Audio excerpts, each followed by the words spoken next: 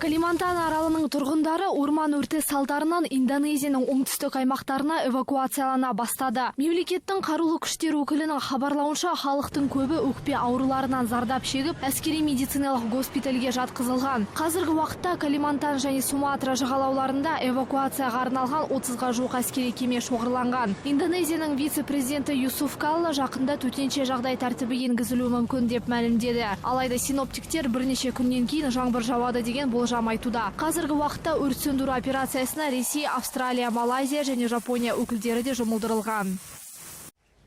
Шекарасыз дәрігерлер ұйымы Йеменнің Саада провинциясында әуе шабуылынан медициналық мекеме қирағаны жөнінде хабарлады. Зардап шеккендер туралы ақпарат әзірше жоқ. Алғашқы әуе шабуыл 26 қазанда әкімшілік ғимаратқа жасалған еді. Бұған дейін бүкіл аурухананың қызметкерлері мен емдеушілері қауіпсіз жерге көшіріліп үлгерген. Алайда хуситтерге қарсы соғыс жүргізген Сауд Арабиясының коалициясы бұл ақпаратты жоққа шығаруда.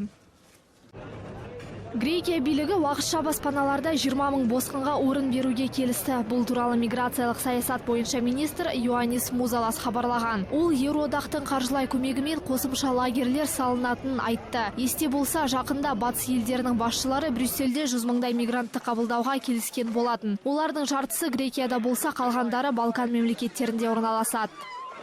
Коста-Рикада Туриальба жанартауы оянып, сейсенбі күні көкке отпен күл атқылай бастаған. Әзірге эвакуация өткізу жөнінде ақпарат келген жоқ. Естеріңізге салсақ, бұған дейін де Туриальба жанартауы атқылап, мемлекеттің бірқатар аймақтарын түтін басқан. Салдарынан билік әуежайдың жұмысын тоқтатып, жаппай эвакуация жүргізуді ұйғарған. Ал жанартаудың ең белсенді көрсеткіші 1856 жылы тіркелген еді.